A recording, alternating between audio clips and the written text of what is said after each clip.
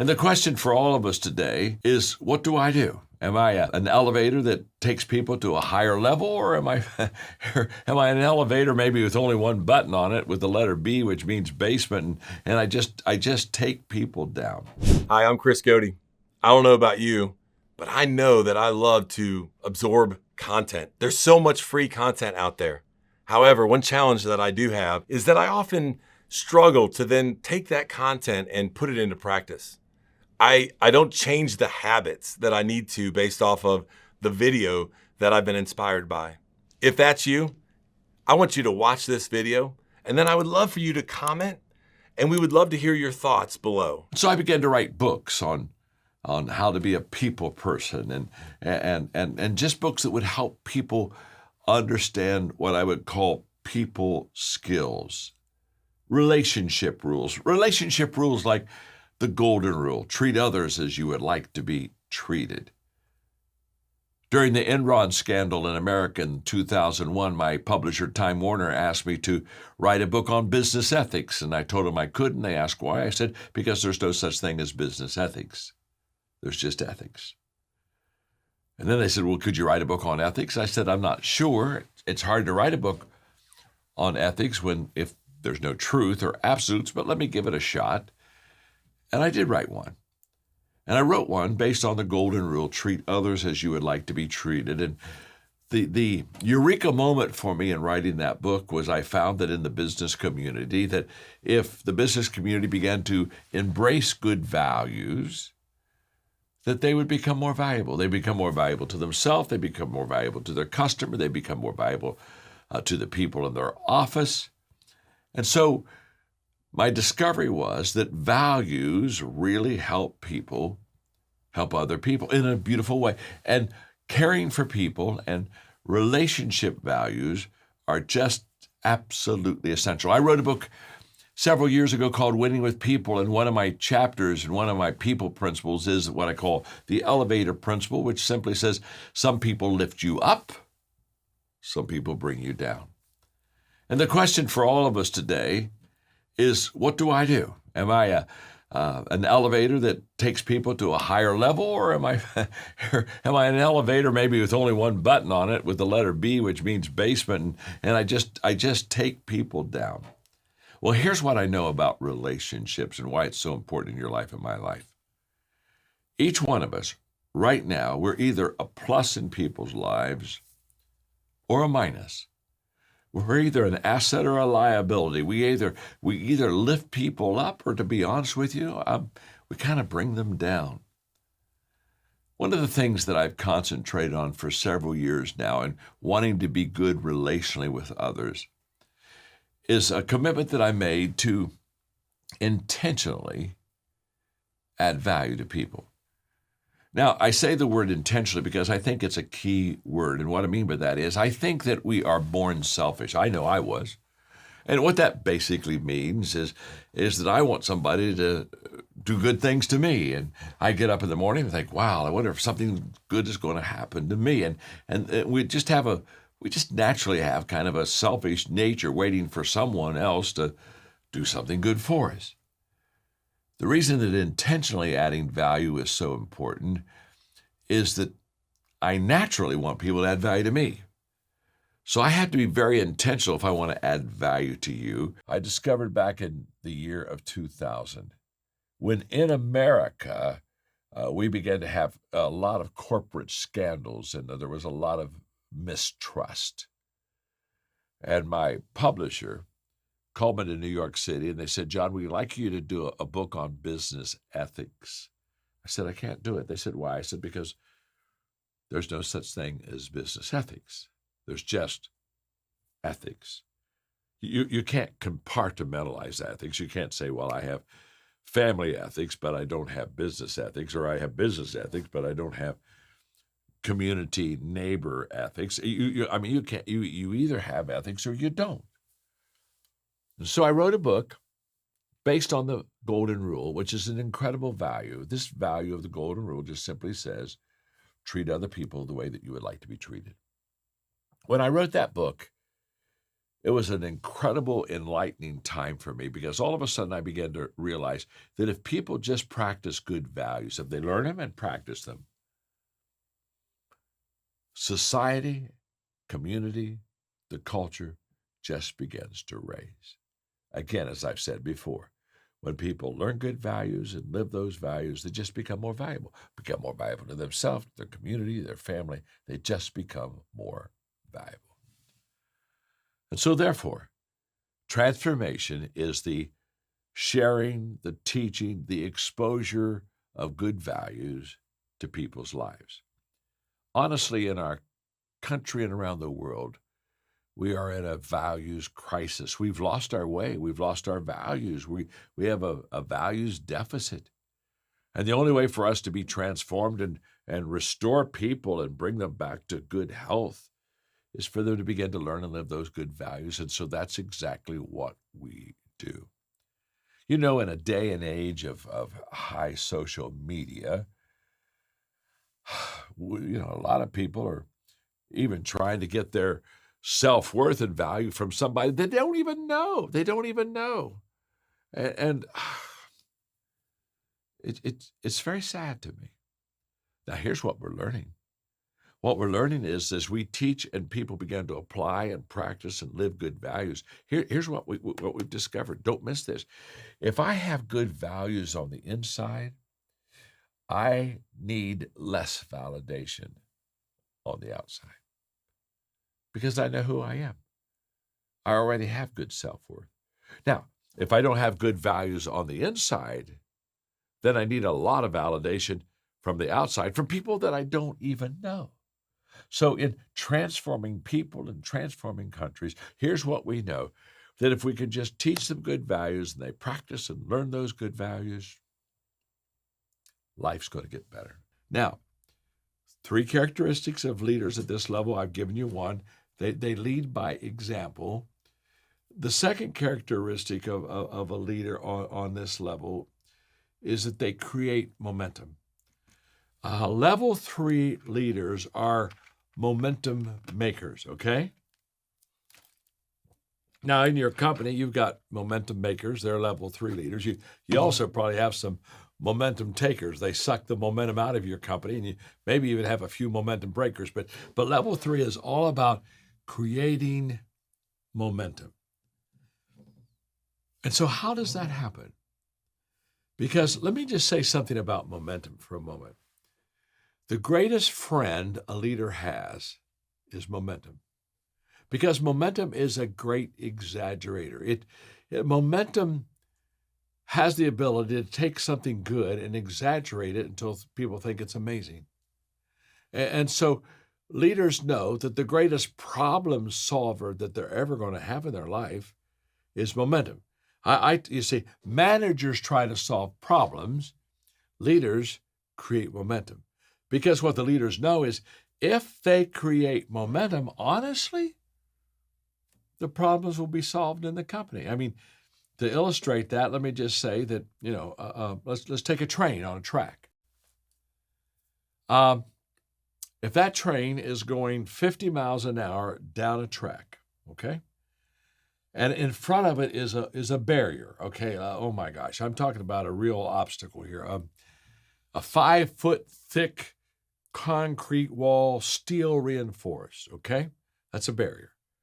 It's on the track. If that train is going 50 miles an hour, it can hit that concrete steel reinforced barrier. It can hit it, smash it, and knock it off the tracks and keep on going. Now, why was it able to have this problem, this obstacle on the tracks, smash it, and keep on going? It's because it had momentum. Momentum solved the problem. Momentum allowed that train to get through something that was almost like insurmountable. It was a pretty huge, mega barrier. Momentum allowed that train to keep going. That's the power of momentum. Now, that same train, let's say it's stopped dead on the tracks. It's not going anywhere. It's not moving. It's dead still, okay? If you put a 1-inch block, just 1 inch, in front of the driving wheels of that train, it can't get started. Now, isn't that interesting? Without momentum, a 1-inch block will keep the train from moving. Now, get this, don't miss this. Without momentum, a 1-inch obstacle is a real problem. With momentum, same train, same track, a 5-foot thick concrete, steel, and reinforced wall can't stop it. You see, that's why I tell people all the time, your problem is not your problem. But yet so many people, they get focused on problems. The problem that isn't a problem becomes a problem, not because it was a problem. The problem was they didn't know the problem wasn't a problem, and so they made a problem that wasn't a problem a problem. Okay, don't try to take notes on that. Let me talk to you for a moment. The problem isn't the size of the problem. Problems get fixed and taken care of. 80% of all problems in any company are solved with momentum. And at level number 3, that's what you have. You've got great momentum. You've got great thrust. You've got great power to overcome the obstacles of your company. So all of the positives of relationships begin with the fact that I just value you as a person. That's why I'm so delighted today to even be able to share with you for a few minutes in this topic of real success, because I value you as a person, and I believe you have greater potential. Even though already you are successful, I think you have potential to even be more successful. So it all begins with the fact that every day I value people. If I, as a leader, value people, I'll add value to them, no doubt about it. The second thing I do, I not only value you as a person, but number 2, every day, I think of ways to add value to you. I look at my schedule in the morning and I see who I'm going to be with and what I'm going to be doing. In fact, this morning, I realized I was going to come into the studio and I was going to have an opportunity to talk to all the wonderful people at Align Technologies. And I said, okay, how can I put a smile on their face? How can I give them a transformational smile and help perhaps in a positive way change their life? And I began to think about you.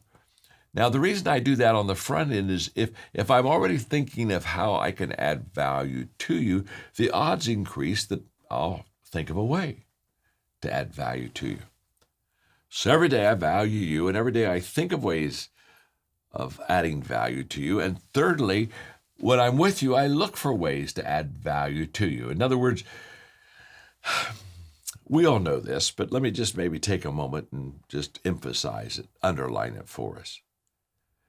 When we look at people, we don't see them as they are, we see them as we are. And so when I come to be with you, if I'm looking for ways to add value to you, guess what? I'll find ways to do that. Why? Because I'm looking for those ways. Just as, to be honest with you, if I sat down with you and I wasn't thinking or looking at any way to add value to you, the odds would be high that I wouldn't add value to you at all. Why? It wasn't in my thoughts. I wasn't looking for that. There's something incredibly powerful about when you see your clients. You're looking for ways to not only help them, obviously, with your smile and your practice, but to help them, just to help add value to them. So you're looking for ways to, say the right thing, do the right thing that just would add value to them. So every day I value you. I think of ways to add value to you. I look for ways to add value to you. And every day I do things that add value to you. In other words, it's more than looking and seeing. It's doing. It's taking action. I think the most overrated words in the English language are good intentions.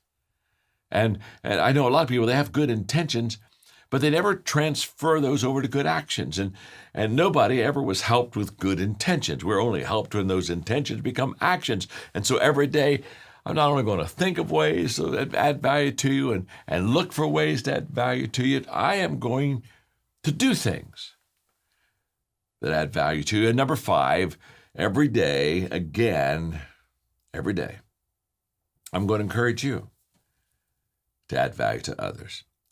And that's what I'm doing right now. In your practice, I want to encourage you, not only help people with this transformational smile that you're going to do with their teeth, but just help people. Help people any way that you possibly can. And then encourage them to do the same for others. Mark Cole here, and I am the CEO of Maxwell Leadership. For more than 2 decades now, I have had the privilege to serve alongside one of the greatest leaders of all time, and perhaps one of the planet's most quoted human beings, John C. Maxwell. Among John's more than 80 best-selling books is my personal favorite, Developing the Leader Within You 2.0. In this book, John says a leader is great not because of his or her power, but because of his or her ability to empower others. I love that. And if there's one thing that our more than 50,000 certified team members know, it's how to own a successful business of empowering others. John often says a leader is one who knows the way, goes the way, and shows the way. And our certified team members do exactly that day in and day out. They make a good living as coaches, speakers, trainers, and leaders pouring into the lives of others. If you want to know more about how they do it, click the link in the description. On the other side of that decision could be the answer you've been looking for. They need to be practiced. In other words, this is more than a mental exercise. This is an embracing of a new lifestyle. You see, there are 3 questions that people ask to be transformed. When they look at someone else and look at that person as a catalyst for transformation, just like we are believing you to become as coaches, they ask 3 questions. Do you care for me? Can you help me? Can I trust you? Now, those are transformation questions. And around the table, those 3 questions are answered. Around the table, you find people that truly care for you. They like you. Around the table, as you share experiences, you find people that can help you because they've had an experience similar to yours. And all of a sudden you say, wow, if they did it, so can I. And it's around the table after you spend time together that you know, wow, I can trust these people. Now, that is the environment that enables transformation. It can only happen in a small group. It can only happen when a few people, every consistently while, get together and they just share and ask questions and discuss, learn, apply what they're learning. Transformation happens one table at a time. Now we have one more picture that I want to talk about, and it's the picture of a bridge. When anybody crosses a bridge, what they readily recognize is that somebody has taken time to provide a way for them to cross uncrossable territory. If that bridge were not there, it may not even be possible to get on the other side. There may be a huge chasm. There may be a wide body of water. I don't know, but here, what I know is this, that bridges just make it easier to get from where you are to where you want to go. And so, we have bridges around the world. Everybody looks for a bridge to help them to get from the location they are in to a desired location where they want to go. It helps them to cross that difficult territory. And by the way, that's exactly what we do. When we do transformation for other people's lives, we help them cross over. So let me give you visually the pictures of transformation. In fact, I'm going to challenge you when you watch me do it. You practice it until you get it down. Because if you have the pictures and you can do the motions, you'll never forget what transformation looks like. It's very simple. Transformation begins in me and continues as I join hands to help people climb up to reach their highest potential by learning and living good values around a table to build a bridge to a better future. Wow. You see, transformation happens when those things occur.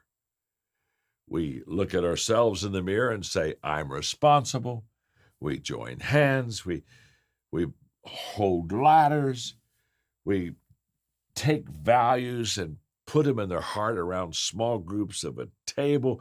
And pretty soon we watch people crossing over to a better future. And the question I have for you today is very simple. Are you willing to be that bridge to a better future for someone? You see, we want to move from good intentions to good actions as we learn to work together. By the way, let me say, good intentions are overrated. Nobody has ever been helped by good intentions. We have to take what we think we want to do or what we say we want to do, and we have to do it. That's why my mentor, John Wooden, used to say, don't tell me what you're going to do, show me what you're going to do. Let's say LeBron James and I were going to have a basketball game, and so we're with you right now, and we want a half a dozen of you to be on our side, and so LeBron's going to pick first. Now, he's one of the greatest basketball players that's ever played. So when LeBron looks out at the audience, you got your hand in the air and you're saying, choose me, choose me. Oh, LeBron, oh my gosh, pick me. Now, why do you want to be on LeBron James' team? Well, it's very simple.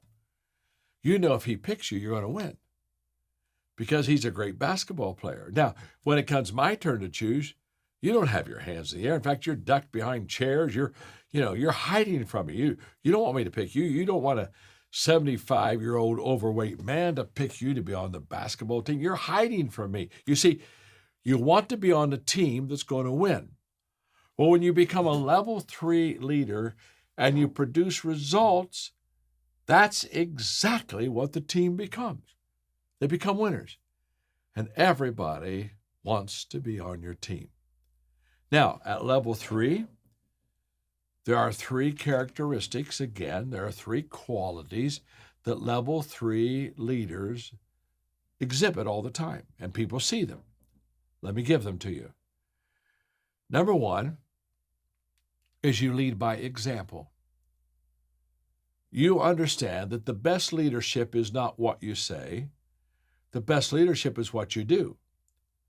Now, at level 3, you do those things that bring results. So now it's show and tell time. It's just not telling people what you're going to do. It's showing people exactly what you have done.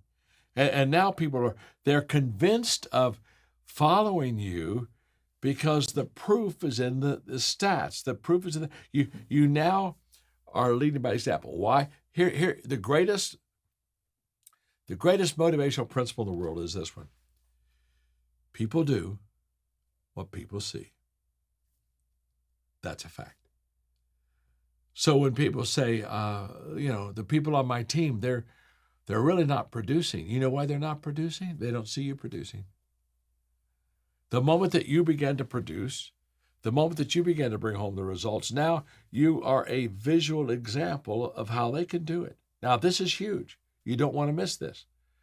And so level 3, you gain the credibility to lead, not because of what you say. You gain the credibility to lead, but by what you are doing. There's a difference between a travel agent and a tour guide. A travel, if you want to go somewhere, you can call a travel agent. They can buy you tickets for your transportation. They can get your hotel. They can set up a tour. But when you think of a travel agent, that when you finally come to the office, they'll give you tickets and have a great trip, and then they'll say, hey, take pictures. I've never been there before. You see, most leaders are like travel agents. They send people where they've never been themselves. You don't want to be a travel agent leader. You want to be a tour guide leader. Now, there's a difference. You see, the tour guide leader, they meet you at the bus and say, let's get on the bus together. I'm going to take you to museums in this city that I've been to hundreds of times. I've lived here my life. Just follow me. Just stay with me, and I'll make sure that you see things you've never seen, and you experience things you never experienced. You want to be a tour guide. Level 3 leaders, they're tour guides. They basically say, get on the bus. I mean, there was just like a pause and a gasp, and everybody kind of think, oh my gosh, Margaret just said John didn't make her happy. And I'm over there and I'm saying, hey, Margaret, honey, explain to them what you mean about I don't make you happy. She said, okay. And then she said, for the first 6 months of our marriage, that's exactly what I expected him to do. Make me happy. I was teaching school, and I would come home, and I'll say, we have dinner together, and we'll have a wonderful evening. And he might call me and say, honey, I've got another business issue I got to take care of, and I'm not going to be home until about 7. Go ahead and eat. I'll be there. Or maybe I'd have to grade papers, and she just said, I kept saying, it'll make me happy, it'll make me happy. And she said about 6 months in the marriage, she said, I realized it wasn't going well. And then she said, I came to the conclusion, the only person that can make me happy is me. And the moment that I choose happiness, I choose it. She said, then John has added immeasurably to my happiness. That was close. That was close. Now, what was Margaret saying? Very simple. It's a choice. Attitude is a choice. When I see a person that doesn't have a good attitude, honestly, I really don't feel sorry for them because they chose that. The attitude that you have right now, the attitude that I have right now, it's a personal choice. The good news is, if we want to, we can change it.